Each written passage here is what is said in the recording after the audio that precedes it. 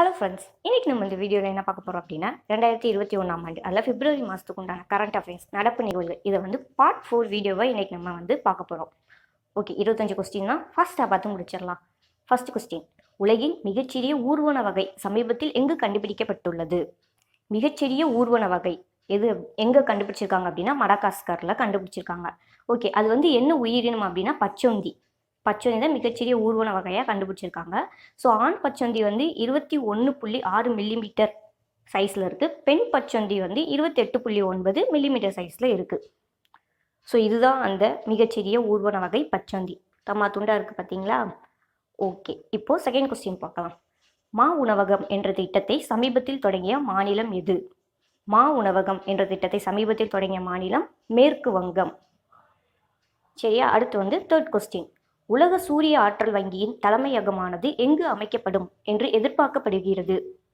அது உலக சூரிய ஆற்றல் வங்கியின் தலைமையகம் எங்கு அமைக்கப்படும் என்று எதிர்பார்க்கப்படுகிறது அப்படின்னா இந்தியா.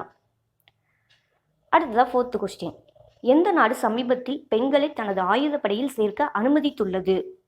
ஸோ எந்த நாடு சமீபத்தில் பெண்களை தனது ஆயுதப்படையில் சேர்க்க அனுமதித்துள்ளது? எந்த நாடு அப்படின்னா சவுதி அரேபியா. அடுத்ததான் ஃபிஃப்த் கொஸ்டின், 2020ஆம் ஆண்டின் சரணாலயத்திற்கான வாழ்நாள் சேவை விருது என்ற விருதினை வென்றவர் யார்? இது சரணாலயத்திற்கான வாழ்நாள் சேவை விருது யாருக்கு கொடுத்துருக்காங்க அப்படின்னா தியோடர் பாஸ்கரன் அவருக்கு தான் கொடுத்துருக்காங்க. அடுத்த கொஸ்டின், ஸ்கோச் ஆண்டி சிறந்த முதல்வர் விருதானது யாருக்கு வழங்கப்பட்டது?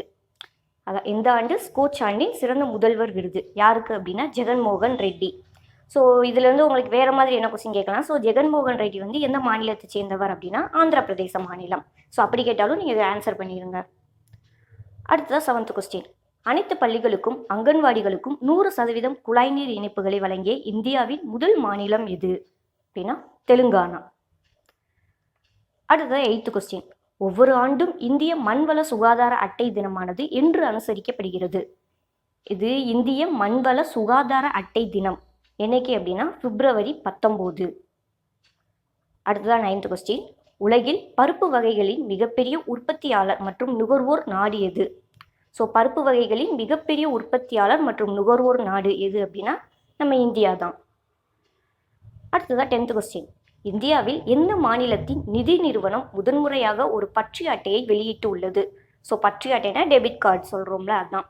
ஸோ எந்த மாநிலத்தின் நிதி நிறுவனம் முதன்முறையாக ஒரு பற்று அட்டையை வெளியிட்டு உள்ளது அப்படின்னா கேரளா.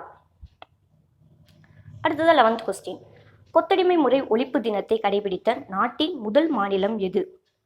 ஸோ கொத்தடிமை முறை ஒழிப்பு தினம் கடைபிடித்த நாட்டின் முதல் மாநிலம் எது அப்படின்னா தமிழ்நாடு.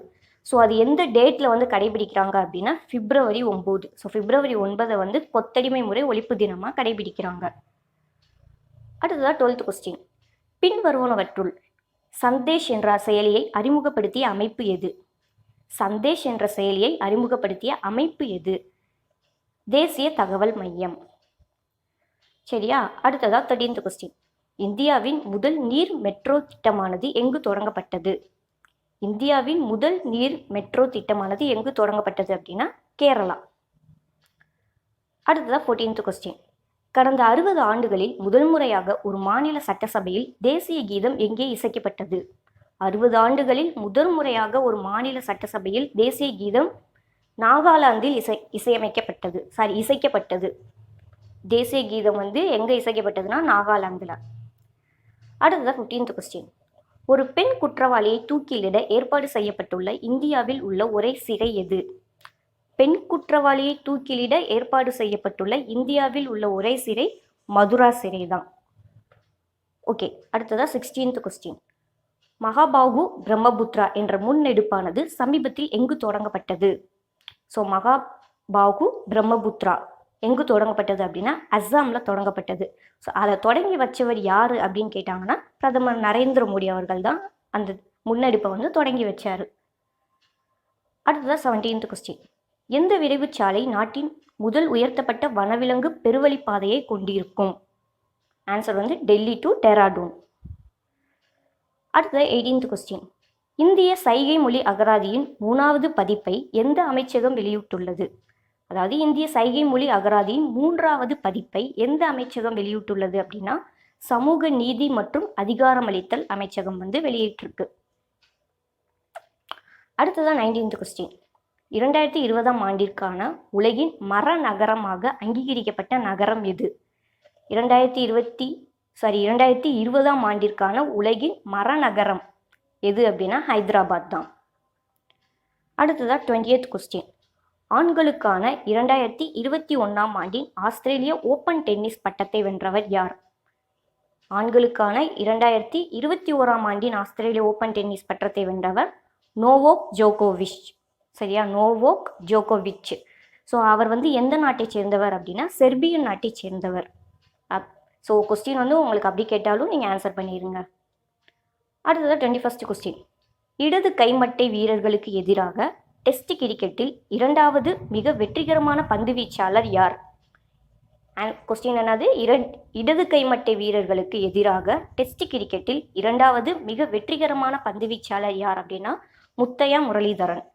ஸோ அவர் வந்து எந்த நாட்டை சேர்ந்தவர் அப்படின்னா இலங்கையை சேர்ந்தவர். கொஸ்டின் வந்து உங்களுக்கு அப்படியும் கேட்கலாம்.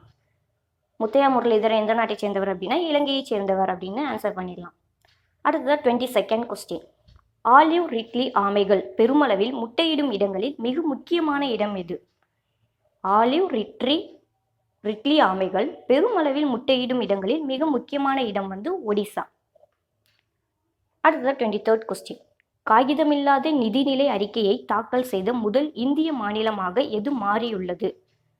கொஸ்டின் நல்லா பார்த்துக்கோங்க. காகிதமில்லாத நிதிநிலை அறிக்கையை தாக்கல் செய்த முதல் இந்திய மாநிலமாக எது மாறியுள்ளது அப்படின்னா உத்தரப்பிரதேசம். அடுத்ததாக 24th கொஸ்டின். அமேசான் நிறுவனம் தனது உற்பத்தி பிரிவை இந்தியாவில் எங்கு அமைக்க உள்ளது? அமேசான் நிறுவனம் தனது உற்பத்தி பிரிவை இந்தியாவில் எங்கு அமைக்க உள்ளது அப்படின்னா சென்னையில். அடுத்ததான் லாஸ்ட் கொஸ்டின். ஸ்னேக்பீடியா என்ற கைபேசி செயலியானது யாரால் அறிமுகப்படுத்தப்பட்டுள்ளது? என்னது? ஸ்னேக்பீடியா என்ற கைபேசி செயலியானது யாரால் அறிமுகப்படுத்தப்பட்டுள்ளது அப்படின்னா கேரளாவில் வந்து அதை இன்ட்ரடியூஸ் பண்ணியிருக்காங்க. ஸோ ஓகே, ஃபைனலாக பிப்ரவரி மாதத்துக்கு உண்டான கரண்ட் அஃபேர்ஸ் பார்ட் 4 வீடியோ வந்து நம்ம 25 கொஸ்டின்ஸ் பார்த்து முடிச்சிட்டோம். ஸோ இந்த வீடியோ பிடிச்சிருந்துச்சுன்னா லைக் பண்ணுங்கள், கமெண்ட் பண்ணுங்கள், ஷேர் பண்ணுங்கள். இதே மாதிரி எக்ஸாம் ரிலேட்டட் வீடியோஸ் பார்க்க மறக்காமல் ஷைன்வே மெட்டீரியல் சேனல் சப்ஸ்கிரைப் பண்ணிட்டு பக்கத்தில் பெல் ஐக்கானையும் ப்ரெஸ் பண்ணிடுங்க. All the best.